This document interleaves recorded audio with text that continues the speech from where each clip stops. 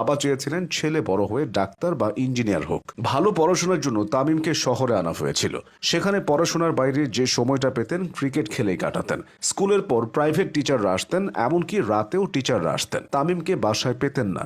ছোটবেলায় বাবা যখন অফিস থেকে ফিরতেন তখন দেখতেন তামিম বাসায় নেই, প্রাইভেট টিচার বসে আছেন। তখন বাবা অনেক রাগ হতেন। ক্রিকেট খেলার জন্য বাবা তাকে 3বার বাড়ি থেকে বের করে দিয়েছিলেন, তবু ক্রিকেট থেকে তাকে আলাদা করা যায়নি। একটা সময় তামিম বুঝতে পারেন একাডেমিতে ভর্তি না হলে ভালো ক্রিকেটার হওয়া যাবে না। তখন তার মা আশ্বাস দেন পরীক্ষায় ভালো করলে একাডেমিতে ভর্তি করাবেন, ব্যাট বল কিনে দেবেন। এইসব শর্তে তামিম ভালো রেজাল্ট করতেন। 2016 সালের আগ পর্যন্ত বগুড়া জেলার হয়ে বয়সভিত্তিক ক্রিকেট খেলতেন জুনিয়র তামিম। এরপর অনেক বাধা বিপত্তি পেরিয়ে তিনি বাংলাদেশ অনূর্ধ্ব-17 দলের সুযোগ পান।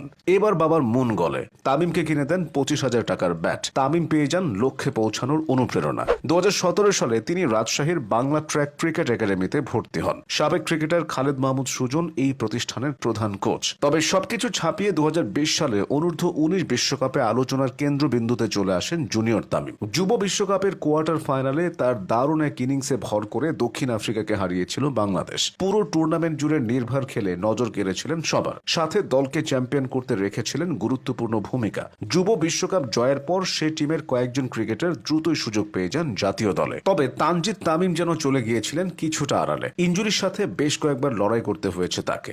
বয়সভিত্তিক দল থেকে উঠে আসলেও তিনি নির্বাচকদের নজর কাড়েন ইমার্জিং এশিয়া কাপে। এই টুর্নামেন্টের 4 ম্যাচের 3টিতেই করেন 50, তাও আগ্রাসী ব্যাটিংয়ে। শ্রীলঙ্কা এই দলের বিপক্ষে 39 বলে 51, ওমানের বিপক্ষে 49 বলে 68 এবং ভারতের বিপক্ষে 56 বলে 51 রানের ইনিংস খেলেন তিনি। তাতেই তার জায়গা হয় জাতীয় দলের এশিয়া কাপ স্কোয়াডে। এশিয়া কাপে খুব বেশি সুবিধা করতে না পারলেও জুনিয়র তামিমের ধ্যান জ্ঞান জুড়ে ছিল ভারতে অনুষ্ঠিত বিশ্বকাপ। যুব বিশ্বকাপের মতো বড়দের বিশ্বকাপও জিততে চেয়েছিলেন তরুণ এই টাইগার ব্যাটার। তবে সে বিশ্বকাপে টাইগার বাহিনীর ভরাডুবি হয়। এরপর তিনি অনূর্ধ্ব-19 বিশ্বকাপ জিতেছেন। তবে ন্যাশনাল টিমে সুযোগ পাওয়ার ক্ষেত্রে তামিমকে কিছুটা ভাগ্যবান বলা যায়।